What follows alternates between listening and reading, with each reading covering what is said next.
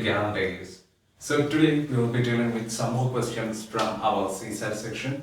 So before starting our topic, make sure that you subscribe to our Telegram channel as well as YouTube channel for more updates and for more contents based on the civil service exam, both prelims as well as mains. Okay. And guys, I heard that for most of the students, the CSAT is a very difficult paper, but it's not like that. CSAT is very simple paper until and unless you are practicing a whole lot of questions. Okay. So try to practice questions, more and more questions based on the CSAT syllabus. And in our Telegram channel also we have provided a whole lot of questions. So and their solutions are also given there. And for some tough questions we have provided the solutions as video, and that videos are uploaded in the YouTube channel also. So make sure that you watch all those videos. Okay. Okay guys, now let's solve this question. A square of side 2 cm is cut from a 8 into 6 cm rectangle. Find the perimeter of the resultant figure. Okay. So this question is a very simple question, and the topic is the question is based on a topic known as two-dimensional geometry, and it's an important topic in our CSAT programs. So you basically already asked questions like this, okay? To find the perimeter of the resultant figure, find the area of the resultant figure. All those types of questions are already asked by UPSC, but we can't neglect all these questions because in future also there is a huge chance that these questions are to be asked. Okay, so now let's solve this question. A square of side 2 cm is cut from an 8 cm into 6 cm rectangle. So this is actually the dimension of the rectangle, right? So I'm going to draw this rectangle 8 cm into 6 cm. Okay. So this is actually that rectangle 8 cm. So the breadth is what? 8 cm, and length is 8 cm and breadth is 6 cm. Okay. And it is said that a square of side 2 cm is cut from an 8 cm into 6 cm rectangle. So a square is cut, right, from its corners. Okay. A square of 2 cm is cut from its corners. Okay. Its corners. It's from its corners only the squares have been cut. Okay. So all the squares are cut from its corners of side 2 cm, right? So all these squares are cut from its from its corners based on. So its side values is what? Are what? 2 cm, right? So 2 cm, 2 cm, so 2 cm, 2 cm square, right? So all sides will be equal, right?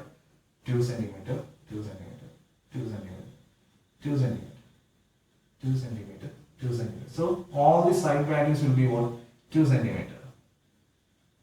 These squares, these 4 squares are taken out from this rectangle, and we need to find the perimeter, right? We need to find the perimeter of the resultant figure, right? We need to find the perimeter of this figure. Okay.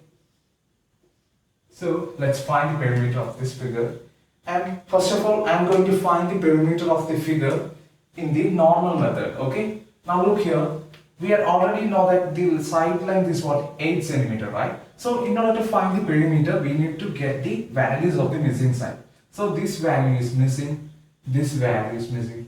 Similarly, here also these values are missing, right?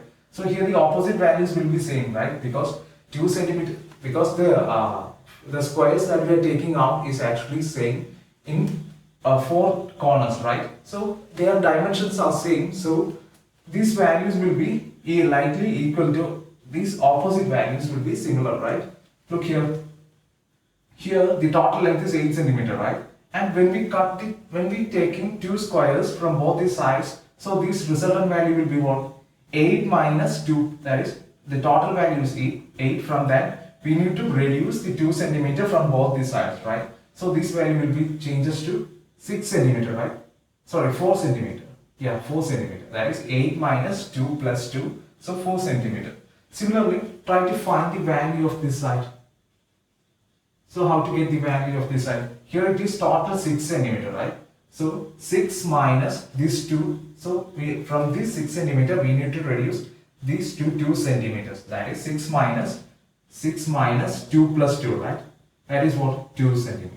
So this length is what? 2 cm.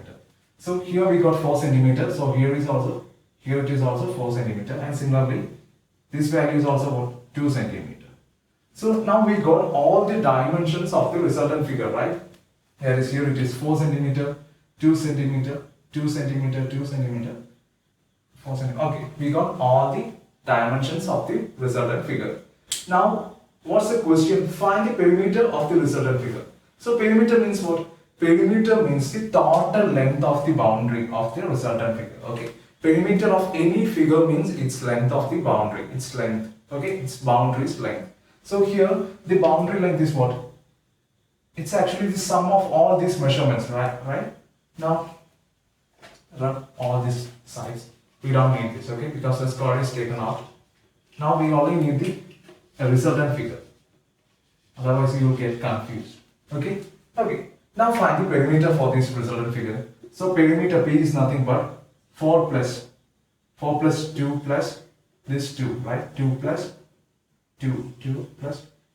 Okay, I will be calculating manually. 4 plus 2, 6 plus 2, 7, 8 plus 2 is 10, 10, 14. So 28, okay. So our answer is 28 centimeter. After adding all these values, you will be getting 28 centimeter. If you add in all these values, taking each values into consideration and adding, you will get the answer as 28 centimeter. Okay, we got the perimeter as 28 centimeter. We found the resultant figure and we got the answer as 28 centimeter. Now, I am asking you to find the perimeter of the given rectangle. Okay, just find the perimeter of the given rectangle and see what value you are getting. So now let's find the perimeter of the given rectangle. So perimeter of this rectangle is what? What's actually the formula to find the perimeter of a rectangle? It is nothing but 2 into L plus B, right? 2 into L plus B, right? So 2 into length is what? 8. Breadth is what? 6. Okay, 8. So 2 into 8 plus 6 means 14, right? So 2 into 14 you will be getting 28. Yeah, 28 centimeter. So you got same values, right? So after cutting the figure also, the perimeter is 28. So before the whole rectangle's perimeter is what? It is also 28. So in these type of questions, you actually don't want to do all this. Okay, you don't want to draw. You actually don't want to use your rough figure. Okay, you actually don't want to use this figure in order to find the perimeter. Just find the perimeter of the rectangle. You will get the answer. Okay, so we don't want to do this whole steps in order to find the perimeter. Just find the perimeter of the rectangle. Okay, so if you are neglecting all these steps, you are actually saving a whole lot of time, right? And that if they are asking simple questions like this in future also, then just look onto the question and doing some mind calculations, you will get the answer, right? 28 centimeter. Okay, so if they are similar type of questions, you need to use this method, okay, this shortcut method. The shortcut method is nothing but just find the perimeter, you will get the answer. Perimeter of the given rectangle, you will get the answer. But this method is not applicable in certain questions, like, for example, instead of square, I am changing this square to triangle, okay? Triangle and some dimensions are given, okay? Triangle, let it be an isosceles triangle. An isosceles triangle of two sides 3 centimeter. Okay, some question like that. Okay, if it is like that, your resultant figure will be what? It will be like this, right? So here you need to find the values individually. Since it is isosceles and the corners are 90 degrees each, just use the Pythagoras theorem and you will get the value of this side, right? Okay, and you can find the answer. So you will get the value of this side. How? So how you can find the value of this side? It is nothing but the total length minus this value plus this value. You will get this remaining part length, right? So in case of triangles or any other figure, you can't use this method. You can't use this shortcut method. You need to directly, you need to use your normal method in order to find your answer. Okay. This is actually for in case of rectangle as well as squares. Okay. Okay, guys. Now let's move on to our next question. The question: a cube has 6 numbers marked 1, 2, 3, 4, 5, and 6 on its faces. The views of the cubes are shown, and here we need to find the value of A or A and B. Okay, we need to find the possible value. Okay, we need to find the possible values of what? Possible values of A and B. Okay, that is here the answer cube is given, and from that we need to find the possible values of A and B. Okay, so the question is actually based on logical reasoning, and from that specifically a topic known as dices. Okay, so I had already made certain videos based on dices. Okay, a detailed, a descriptive video based on dices. So please watch that video. And guys, in dices we actually need to know certain concepts like the standard dice, ordinary dice. All these concepts I had explained in that videos itself, and there are certain methods of solving questions based on dices like opening the cube method and orientation method. In all these method I have explained in that video. So kindly watch that video. I think I made that video in 2 parts. Okay, I made that class in 2 parts. So please watch that 2 videos. Then you will be getting a detailed understanding based on dices. Okay. Okay, guys. Now let's solve this question. So a cube has 6 numbers marked 1, 2, 3, 4, 5 and 6. Okay, and on its faces, and we need to find the possible values of A and B. Okay. So guys, here 3 orientations of a single dice is given. Okay, that is the views of the cubes are shown below. Okay, the views of the cubes are shown below. That means the cube 1, cube 2, these 3 figures of the cube is actually representing a single cube itself. Okay, these 3 figures are actually representing a single cube itself, but it is actually different views. Okay, a cube, if you are taking a dice and looking from different directions, that's actually this figure. Okay, from different directions view. Okay. Okay guys, now let's solve this question. Now in order to solve this question, I'm going to take the figure 2 and figure 3. Okay, so that we will be getting a certain value based on 5. Okay, we will be getting a result which is actually have a relationship with the value 5, so that we can easily find the answer A and B. So after finding the answer, you will understand why I took the second and third orientation in order to solve this question. Okay. Okay guys, now let's solve this. So I'm actually doing this question. This question with the help of a method known as mapping method. Okay. Now check here. So in order to solve that question with the help of mapping method, you actually need to have a common value between the 2 orientation or 2 views that you are taking, right? So here I am going to take 2 and 3. So here the common value is what? Look, these 2 views. Here the common value is 3, right? In these 2 dices, the common value is 3. Okay, sorry. In these 2 views, the common value is 3. Okay. Now write down the common value first. Okay. From this now we actually need to write down the individual values separately in a row manner. Okay. In a row manner, we actually need to write the individual values from these 2 dices. Now look here. So if we are writing down the values in the clockwise direction in the first dice, you also want to write the values in the clockwise direction also for the second dice. Okay. So if you are taking clockwise direction in the this dice in this view, then you actually need to take the clockwise direction in the second view also. Okay. Now look here, and while you are mapping your values, you should start with the common value. So we already started with the common value. Now our next value, if I am going in the clockwise direction, our next value is 2, and the next value is what? 1, right? Now this is actually for the second view, right? Now consider the third view. Here the common value, that is 3, and moving in the clockwise direction, right? So our next value will be 6, and final value will be what? 5. Okay?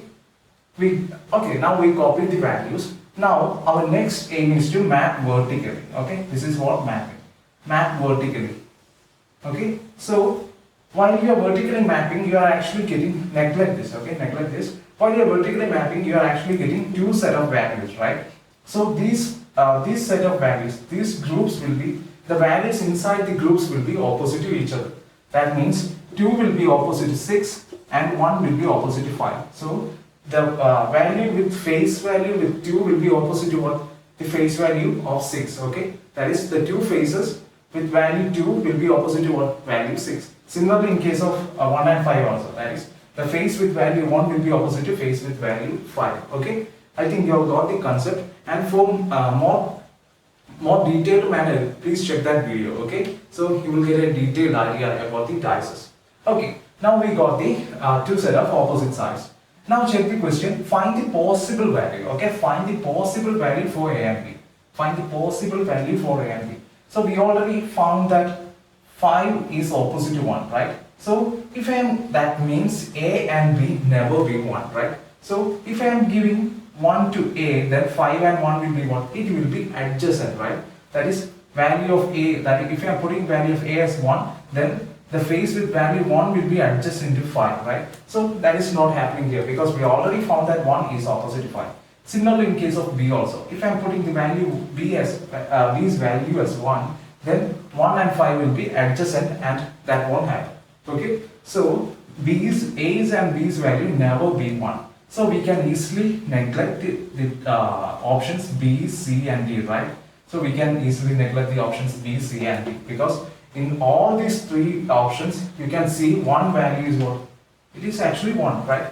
So either B's value is 1 or A's value is 1 in these three options. So we can neglect and our answer is what? 2 and 3. So our answer is A, 2 and 3. So A's value will be 2 and B's value will be 3. Okay, so our answer is A, 2 and 3. Okay guys, that's all for the day. As I said to you earlier, try to solve one lot of questions from CSAT. Okay, so practice all those questions. Okay, practice as much as questions you can regularly. Okay, that will improve your ability of solving questions. Okay, and make sure that you subscribe to our YouTube channel as well as our Telegram channel for more updates based on the exam, civil service exam, as well as the contents based on our UPSC civil service exam. Okay guys, that's all for the day. Thank you.